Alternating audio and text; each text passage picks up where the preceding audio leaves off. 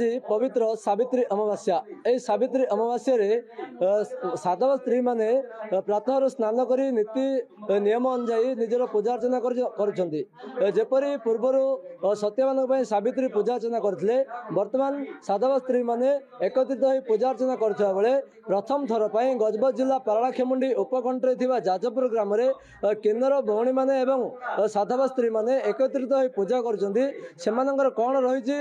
पूजा रीतिरीति आम सीधा सड़क पचारि बुझी ना। आज्ञा आपण को खबर ओडिशा स्वागत। कौन कहे आज पूजा अर्चना कि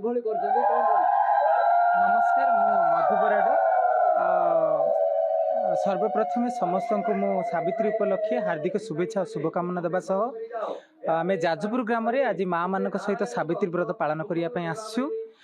जेमिति सधवा स्त्री लोक माने निजर स्वामीर दीर्घायु कामना करी सावित्री व्रत पालन करिथांती सेमिति आमे किन्नर माने मध्य आम गुरुंक दीर्घायु कामना करी एवं जगतर कल्याण केमिति हबो ता पई बोली आम सावित्री व्रत पालन करिथाउ। पूर्व जदि कहबा गोटे स्थान रे किन्नर भौणी माने पूजा अर्चना करता बेले आज एक नियार ढंग देखिया मिलि एकत्रित महिला माने आपण मिसी करछन केते उत्साहित खुशी अछन। निश्चित भाबे तो खुशी लागुची कारण हमर आगुरु कोन होतिला कि हमको बहुत लोक रेस्पॉन्स ठीक से करनथिले कि लोक माने घृणा भाव देखुथिले कि स्त्री लोक माने हो नॉर्मली जनरल पीपल माने हम मन को भलो देखु नथिले किंतु दिन बहुत बदलिलानी आ लोक माने भलो रेस्पॉन्स करचंती सेथि में हम जाजपुर ग्राम रे मां मान को सहित आज पूजा करी हमको बहुत खुशी अनुभव करछु। समाज रो मुख्य स्रोत को आगो आसे पर जतबेले टिके हमें मिलित माध्यम रे चालुथिले टिके घृणा भाव आसला बर्तन आज एकत्रित खुशी रो माहौल सृष्टि होछि केवल फील करछन सेथि पई तो बहुत धन्यवाद देबी हम जाजपुर ग्रामवासी मानन को एवं हमर जाजपुर जो मां मान अछंती सेमानंकु काहेकि आम मानकु सेमाने भल रेस्पॉन्स करछंती आमको पूजा सेमान सहित मिसिक आज पूजा करिया पई आम गोटे सुजोग दैछंती सेथि पई सेमानकु बहुत बहुत धन्यवाद। आउ किछि आलोचना करिया भौणी मध्ये अछंती कोन कहबे प्रथम थर पई महिला सहित आपण माने सावित्री व्रत पालन करछंती कोन रीति नियम आपण मन रहिछ कोन कहबे जे जेमिति प्रत्येक नारी निज स्वामी को पई सावित्री व्रत पालन करिया पई सकाळ उठी सेमाने स्नान करी जेमिति पूजा पई सब प्रस्तुत होती आमे भी ठीक सेमिति आम गुरुंक मंगल पई बोली सकाळ उठी स्नान करी आमे भी पूजा पई बोली प्रस्तुत हो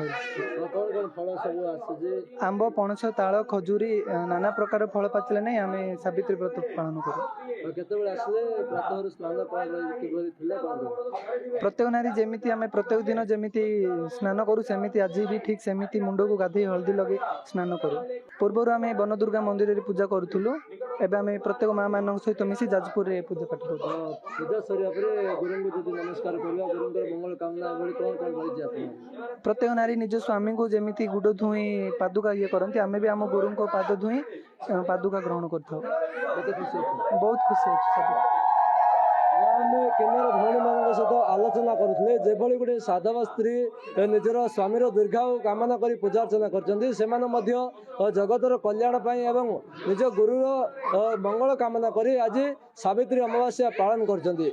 जदि कहबा समाज मुख्य स्रोत सामिल हवा पाई जेभली से पछउंचा अन्य माने आगे रोते बर्तमान ताहा देखा मिलनी गोटे स्थान रे